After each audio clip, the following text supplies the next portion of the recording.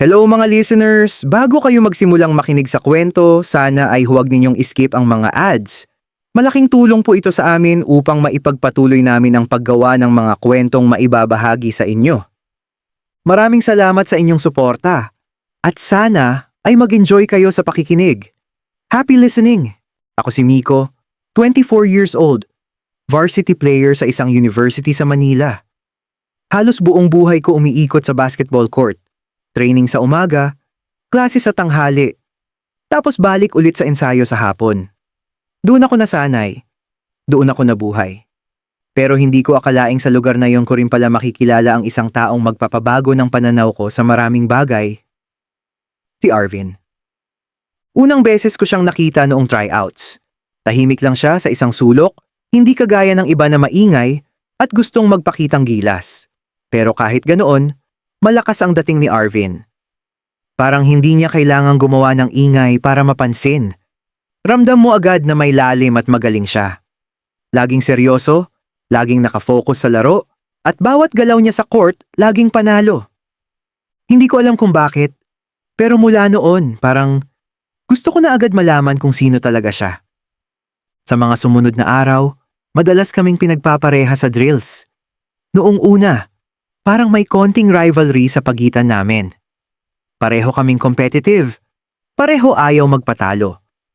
Pero habang tumatagal, napansin kong nagiging mas magaan ang lahat kapag siya yung kasama ko sa practice. Unti-unting nawala yung tensyon, napalitan ng mga simpleng biruan at usapan. Hanggang sa hindi ko na namalayan na nagiging magkaibigan na pala kami. Pagkatapos ng bawat laro o ensayo, sabay kaming kumakain sa karinderya malapit sa campus. Minsan tahimik lang kaming kumakain, minsan naman napupuno ng kwentuhan. Kapag gabi na at konti na lang ang tao sa paligid, sabay kaming naglalakad pa uwi. Sa ilalim ng mga ilaw sa kalsada, parang mas nagiging totoo ang bawat usapan namin. Hindi ko man agad inamin sa sarili ko, pero may kakaiba sa pakiramdam kapag siya yung kasama ko. Iba yung saya. Iba yung gaan ng loob. Yung simpleng ngiti niya, parang sapat na para gumaan ang buong araw ko.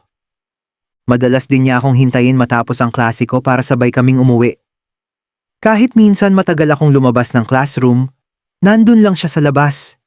Nakasandal sa pader o nakaupo sa bench, tahimik na naghihintay. At sa bawat araw na lumilipas, mas lalo kong nararamdaman na may nangyayari sa loob ko na hindi ko kayang ipaliwanag. Parang unti-unti hindi na lang basketball ang dahilan kung bakit gusto kong pumunta sa court. Parang siya na ang dahilan. Isang beses, pagkatapos ng isang malaking panalo namin, nagkayayaan ang buong team na mag-inuman. Pumunta kami sa Paddy's Point. Pagdating pa lang namin doon, buhay na agad ang lugar. Malakas ang tugtog, puno ng tawanan at sigawan ang bawat mesa, at halo-halo ang amoy ng alak at pulutan sa hangin. Naghanap kami ng mahabang mesa para kasya ang buong team. Halos sabay-sabay kaming umupo. Pagod pa sa laro pero mataas pa rin ang energy ng lahat dahil sa panalo. Maya-maya, may dumating ng mga bucket ng beer at kung ano-anong pulutan, sisig, chicharon, at kung ano pa. Hindi nagtagal. Nagsimula na ang kwentuhan at biruan. Pre, solid yung 3 points mo kanina ah. Sigaw ng isa sa mga kateam ko habang tinatapik ang balikat ko. Mas solid yung block ni Arvin sa 4th quarter. Sagot naman ng iba, sabay turo kay Arvin na tahimik lang na umiinom sa tabi ko. Ngumiti lang siya, medyo nahihiya sa atensyon. Ganun talaga siya, hindi mahilig magyabang kahit alam ng lahat kung gaano siya kagaling sa court. Habang tumatagal ang gabi, mas lalo pang umiingay ang mesa namin. May kumakanta na sa videoke, may nagkukwentuhan tungkol sa laro, at may ilan na nagsisimula ng malasing. Ako naman, paminsan-minsan lang umiinom, mas nakikinig lang sa usapan. Napansin kong si Arvin, tahimik lang din sa tabi ko. Pre, okay ka lang? Tanong ko sa kanya. Lumingon siya sa akin at tumango. Oo naman, masaya lang. Sagot niya. Pero may kung anong kakaiba sa ngiti niya, parang may iniisip na hindi niya sinasabi. Habang lumalalim ang gabi, isa-isa nang nalalasing ang mga kasama namin at nagsisimula ng magsiuwian. Hanggang kaming dalawa na lang ni Arvin ang natira. Bro, ayoko pang umuwi. Samahan mo ako tumambay. Sabi ni Arvin. Saan mo naman gusto tumambay? Tanong ko. Kahit saan. Sa BGC. Mas malapit. Sabi niya. Okay. Sabi ko tapos nag-book ako ng taxi papunta sa BGC. Pagkasakay namin sa taxi, umupo kami pareho sa likod. Medyo tahimik na ang kalsada dahil gabi na. Pagkaandar pa lang ng taxi paalis ng Paddy's Point, napansin kong medyo napapikit si Arvin. Halata na may tama na rin siya ng alak. Maya-maya, dahan-dahan niyang ipinatong yung ulo niya sa balikat ko. Ramdam ko yung bigat ng ulo niya at yung init ng hininga niya sa leeg ko. Hindi ko alam kung gagalaw ba ako o hahayaan ko lang siya. Tahimik lang ang loob ng taxi. Tanging tunog ng makina at yung mahina niyang paghinga ang naririnig ko. Hindi ko alam kung bakit, pero biglang bumilis ang tibok ng puso ko. Hindi ito yung unang beses na magkatabi kami. Ilang beses na kaming nagkatabi sa bus, sa bleachers o sa locker room pagkatapos ng laro. Pero iba yung pakiramdam ngayon. Habang nakapatong yung ulo niya sa balikat ko, pasimple ko siyang tinitignan. Dahil sa ilaw ng mga streetlight na dumadaan sa bintana ng taxi, paminsan-minsan naiilawan ang mukha niya. Doon ko napansin yung mga detalye na hindi ko masyadong napapansin dati.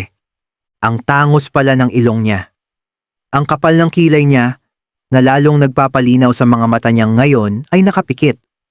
At yung labi niya, hindi ko mapigilang mapatitig sandali. Ang kissable ng lips niya. Tahimik lang siya, mahimbing ang tulog, parang walang pakialam sa mundo. Paminsan-minsan gumagalaw yung ulo niya sa balikat ko habang umaandar ang taxi, kaya napilitan akong bahagyang umayos ng upo para hindi siya magising. Pagdating namin sa BGC, marahan kong ginising si Arvin. Pre, gising na. Andito na tayo, sabi ko habang bahagyang tinatapik ang balikat niya. Unti-unti siyang napamulat, medyo naguguluhan pa. Kinusot niya ang mata niya at tumingin sa paligid. Pagkababa namin ng taxi, sinalubong kami ng malamig na hangin ng gabi. Maliwanag pa rin ang paligid. Punong-puno ng ilaw ang mga gusali at streetlights ng BGCs. May mga naglalakad pa ring tao kahit gabi na, may mga nagjo-jog din, at may mga magkakaibigan na nagkukwentuhan sa gilid ng kalsada. Dumaan muna kami sa Starbucks sa may kanto, habang siya naman ay naghintay sa labas. Maya-maya lumabas na rin ako dala ang 2 cup ng kape. Naglakad kami ng kaunti hanggang sa may nakita kaming bench sa gilid ng walkway. Umupo kami doon, tahimik lang habang hawak ang mainit na kape. Habang tahimik kami ni Arvin na nakaupo, bigla siyang nagsalita. Pre, napaisip ka na ba na hindi lang babae yung pwedeng magustuhan? Sabi niya. Napalingon ako sa kanya. Hindi ko agad alam kung paano sasagot. Bakit mo natanong? Tanong ko sa kanya. Ngumiti lang siya, medyo nahihiya. Hindi siya direktang tumingin sa akin. Nakatingin lang siya sa kape na hawak niya. Kasi, minsan naiisip ko rin, pero never ko nasabi kahit kanino. Sagot niya. Ha? Ano ibig mong sabihin? Tanong ko. Hindi ko talaga alam kung bakit niya nasabi ang mga bagay na yon. Baka dala rin ng tama ng alak. O baka dahil sa tahimik na gabi na yon. Wala, napaisip lang, sabi niya. Hindi pa rin kita gets, sabi ko habang nakatingin sa kanya. I mean, yung parehong lalaki, pwede rin magmahalan. Ganon din yung parehong babae, sabi niya. Huminga muna siya ng malalim bago muling nagsalita. Like, love is universal. Hindi naman dapat nakabase sa gender kung sino yung pwede mong mahalin. Sabi niya. Tumingin siya sa akin, tapos nagsalita ulit. I think, nagkakagusto na ako sa isang taong hindi ko alam kung pwedeng maging sa akin. Sabi niya. Hindi ko alam kung ano ang isasagot. Ramdam ko ang malamig na hangin ng gabi, pero mas ramdam ko yung bigat ng sinabi niya. Sino? Tanong ko, medyo mahina ang boses. Hindi siya agad sumagot. Humigop siya ng kape, tapos tumingin sa malayo at nagsalita. Hindi ko alam kung dapat ko bang sabihin, sabi niya. Bakit? Tanong ko. Kasi baka magbago yung tingin niya sa akin, sabi niya. Tahimik ulit kami. Ramdam ko na parang may kung anong mabigat sa dibdib ko na hindi ko maipaliwanag. Bro, kung gusto mo yung tao, bakit hindi mo sabihin, sabi ko. Hindi ganun kadali, sagot niya. Bakit hindi? Tanong ko. Tumingin siya sa akin. Diretso sa mata. Because lalaki rin siya, sabi niya. Para akong napahinto sa paghinga. Hindi ko alam kung anong sasabihin ko. Napatingin ako sa hawak kong kape, parang doon ko hinahanap ang sagot. Pagkatapos ng ilang segundo ng katahimikan, nagsalita ulit siya. Hindi ko alam kung mali ba ito, pero sa tuwing kasama ko siya, parang gumagaan lahat, sabi niya. Hindi ko alam ang sasabihin ko sa mga sinabi niya. Bigla akong natahimik. Lalaki yung nagugustuhan niya? Napatingin lang ako sa hawak kong kape habang unti-unting lumalamig ang hangin ng gabi. Ramdam ko yung bigat ng katahimikan sa pagitan naming dalawa. Maya-maya, nagsalita ulit siya. Nandidiri ka ba sa akin dahil nagkakagusto ako sa lalaki? Mahina niyang sabi. Hindi, sabi ko agad. Napatingin siya sa akin, parang nagulat sa sagot ko. Nakayuko pa rin siya, parang ayaw niyang makita kung ano ang magiging reaksyon ko. Hindi ako nandidiri sa'yo, sabi ko ulit.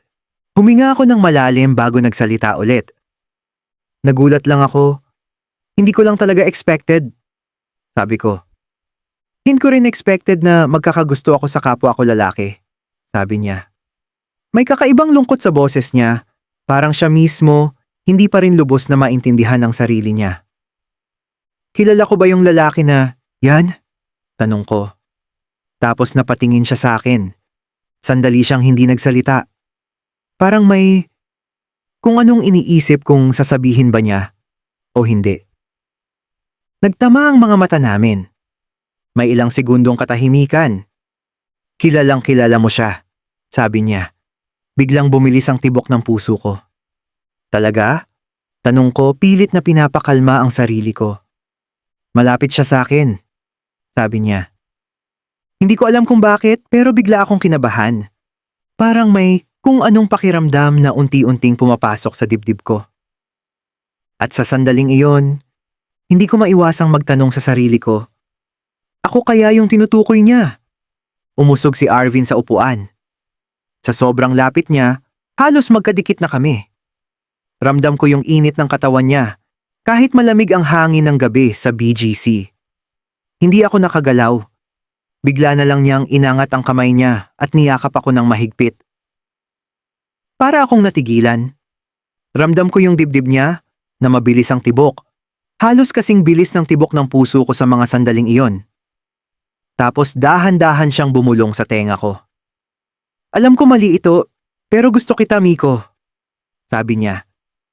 Parang biglang nawala lahat ng ingay sa paligid. Yung mga sasakyan, yung mga taong naglalakad, pati yung hangin. Parang hindi ko na naririnig. Tanging boses niya lang ang nasa isip ko. Nanigas ako sa kinauupuan ko habang yakap niya pa rin ako. Hindi ko alam kung itutulak ko ba siya palayo o hahayaang manatili ang yakap niya. Pagkatapos ng ilang segundo, bahagya siyang kumalas. Hindi pa rin siya tumitingin sa akin. Parang nahihiya o natatakot. Huminga siya ng malalim tapos tumawa ng pilit. Ano ba tong mga pinagsasabi ko? Kalasingan lang siguro to. Shit, kalimutan mo na lahat ng pinang-usapan natin. Sabi niya, tapos tumayo siya at humakbang palayo. Pero bago pa siya makalayo sa akin, nahawakan ko yung kamay niya. Arvin, tawag ko. Napahinto siya. Ramdam ko yung bahagyang panginginig ng kamay niya sa hawak ko. Dahan-dahan siyang napalingon sa akin, parang naguguluhan kung bakit ko siya pinigilan. Magkalapit na naman kami ngayon, halos kasing lapit ng kanina. Hindi mo pwedeng sabihin na kalasingan lang yon, sabi ko mahina pero diretso tapos tumingin siya sa akin. Miko, hayaan mo na. Mas mabuti nang kalimutan natin, sagot niya. Sa halip, mas hinigpitan ko pa ang hawak. Hindi ko rin alam kung saan nanggagaling ang lakas ng loob ko sa sandaling iyon. Pero parang may kung anong matagal nang nararamdaman sa loob ko na biglang gustong kumawala. Lumapit ako ng kaunti sa kanya at hinalikan ko siya. Naging mas malalim ang halikan namin dalawa. Para kaming parehong nawalan ng kontrol sa mga sandaling iyon, parang lahat ng mga tanong, pag-aalinlangan, at takot na matagal naming kinikimkim ay biglang nawala. Sandali kaming naghiwalay ng labi, parehong hinihingal. Napatingin siya sa paligid, parang ngayon lang ulit napansin na nasa gitna pa rin kami ng BGC. "Miko, hindi yata magandang dito tayo," sabi niya. Habang bahagyang napapangiti, halata pa rin ang kaba sa boses niya. Napatawa ako ng mahina. "Yeah, mukhang maraming makakakita," sagot ko. Nagkatinginan kami, tapos sabay kaming natawa. Yung tawa na puno ng kaba, excitement, at hindi makapaniwalang nangyayari talaga ang lahat. Napagdesisyonan naming maghanap ng mas tahimik na lugar. Nag-check-in kami sa isang hotel at nagbembang kami at hindi ko makakalimutan ang gabi na yon. Dahil nagkaaminan kami ng nararamdaman. Sinabi ko sa kanya na nahuhulog na rin ako sa kanya. Napareho kaming dalawa. The feeling is mutual. Sinabi niya sa akin na pinilit niya labanan ang nararamdaman niya para sa akin. Pero hindi na daw niya kaya. Kapag walang tao, nagiging totoo kami. Tulad nung isang hapon pagkatapos ng practice. Isa-isa nang umalis ang mga kasama namin hanggang sa kami na lang ang natira sa gym. Tahimik ang buong court, wala na yung ingay ng bola, wala na yung sigawan ng coach. Nakaupo lang kami sa bleachers, parehong pagod pero ayaw pang umuwi. Bigla siyang sumandal sa balikat ko. "Alam mo, mahal na mahal kita sobra, Nico," sabi niya. "Mahal din kita," sagot ko. Dahan-dahan kong hinawakan ng kamay niya tapos nag-holding hands kami. Pero tinakpan ko ng jacket yung mga kamay namin kasi baka meron makakita. "Takot ka?" tanong niya.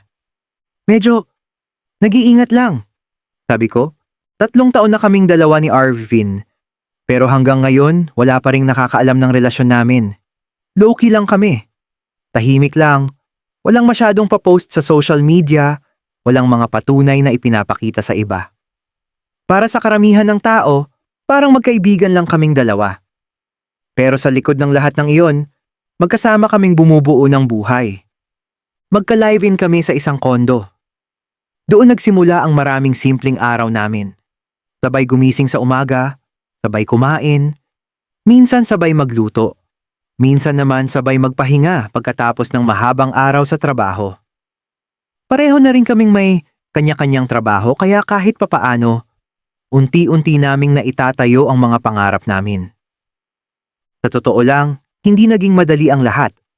May mga pagkakataon na nagkakaroon din kami ng tampuhan, may mga araw na pareho kaming pagod at hindi nagkakaintindihan. Hindi perpekto ang relasyon namin, pero kahit ganoon, masasabi kong matibay kami. Dahil sa tuwing may problema, hindi namin pinipiling sumuko. Pinipili naming ayusin. Marami na rin kaming pinagdaanan sa loob ng 3 taon. Mga plano na hindi natuloy, mga pangarap na kailangan pang pag-ipunan, at mga takot na minsan, hindi namin masabi sa iba. Pero lagi kaming magkatabi habang hinaharap ang lahat ng iyon. Pareho naming day off ni Arvin ngayon kaya nagdesisyon kaming huwag na lang munang lumabas at magstay sa kondo. Gusto lang naming magpahinga. Tahimik ang araw, walang iniisip na trabaho o problema. Nakahiga kaming dalawa sa sofa habang nakasando at boxer lang. Nakayakap siya sa akin habang nanonood kami ng Netflix. Paminsan-minsan nagbibiro siya. Minsan hinihigpitan niya pa ang yakap niya sa akin. Simpleng sandali lang. Pero para sa akin, iyon yung mga moment na pinakamasaya ako. Yung tahimik lang, pero magkasama kami. Bigla kaming nagulat nang may malakas na boses na sumigaw mula sa likod namin. "Ano to? Anong ginagawa ninyong dalawa?" Halos mapatalon kami sa gulat. Sabay kaming napalingon ni Arvin. Nanlamig ang buong katawan ko nang makita ko kung sino ang nakatayo sa likod namin. Si Papa. Kasama niya si Mama at si Ate. Hindi ko alam kung paano sila nakapasok sa kondo nang hindi nagri-ring ang doorbell. Doon ko lang napansin na bahagyang nakabukas pala ang pinto. Siguro dumaan lang sila para kamustahin ako, gaya ng ginagawa nila minsan. Pero hindi ko inaasahan na ganito nila kami maaabutan. Sobrang galit ang mukha ni Papa. Kita ko ang panginginig ng panga niya habang nakatingin sa amin. Si Mama naman, nakatakip ang kamay sa bibig niya. Halatang gulat na gulat. Si Ate tahimik lang, pero kita ko sa mga mata niya na sinusubukan niyang intindihin ang nangyayari. Hindi nila alam na bakla ako. At lalong hindi nila alam na 3 taon na kaming magkasama ni Arvin. Agad kaming napabangon ni Arvin mula sa sofa. Ramdam ko ang bilis ng tibok ng puso ko habang nakatayo kami sa harap nila. Pa, makinig muna kayo. Nanginginig kong sabi. Pero hindi pa ako tapos magsalita nang biglang sumugod si Papa sa amin. Ikaw? Sigaw niya habang nakaturo kay Arvin. Anong ginagawa mo sa anak ko? Napaatras ng kaunti si Arvin pero hindi siya tumakbo. Sa halip, tumayo siya sa tabi ko. Para bang handa siyang harapin ang galit ng tatay ko. Sir, hindi po ganun. Mahina akong sagot ni Arvin.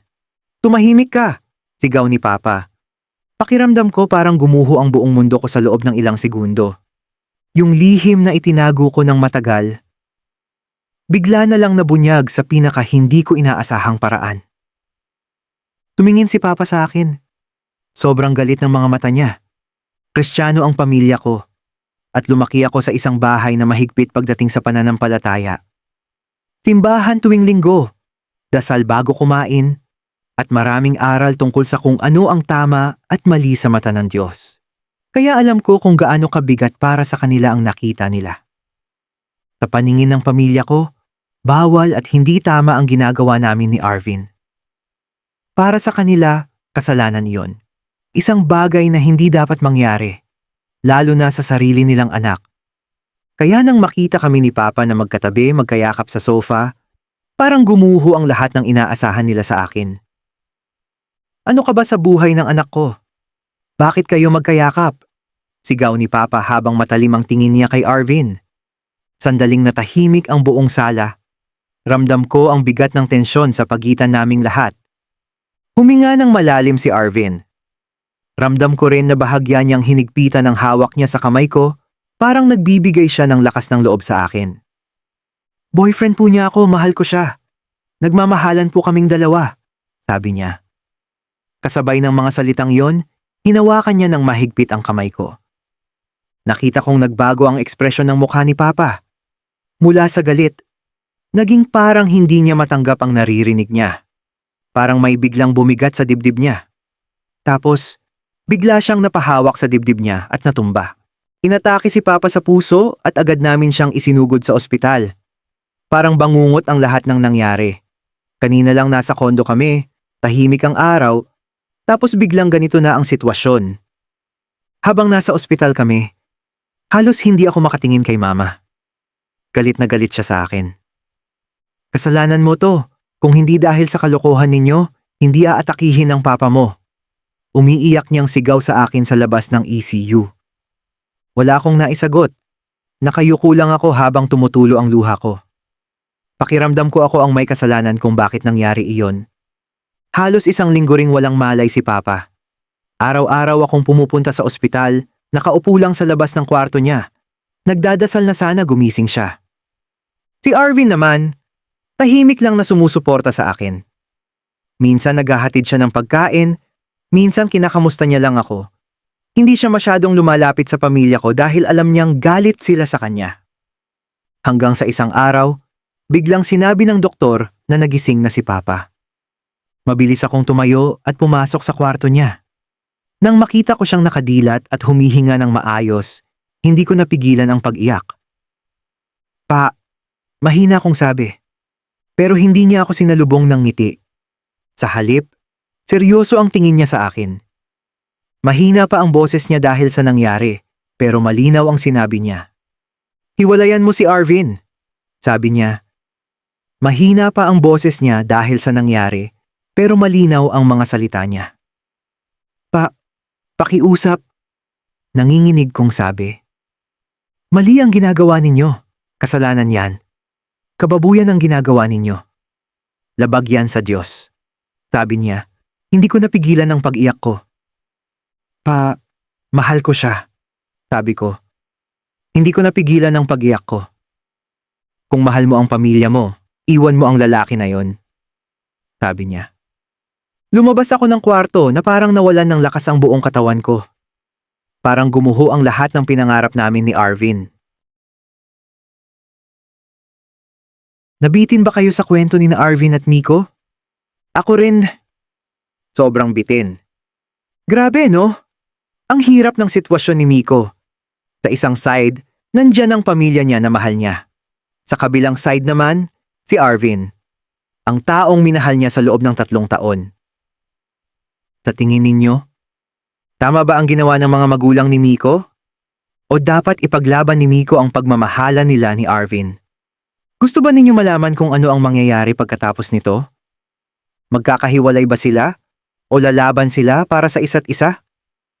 Kung gusto ninyo ng part 2, mag-comment lang kayo ng part 2 para ma-upload namin agad ang susunod na kwento. Don't miss out on our latest wild and unfiltered stories. Subscribe now to The Vibe is Unfiltered on YouTube and follow us on X, Instagram, and TikTok at The Vibe is Unfiltered. For extra updates and more kwento, like and follow our Facebook page, The Vibe is Unfiltered. Stay tuned! Mas marami pa kaming pasabog na stories for you.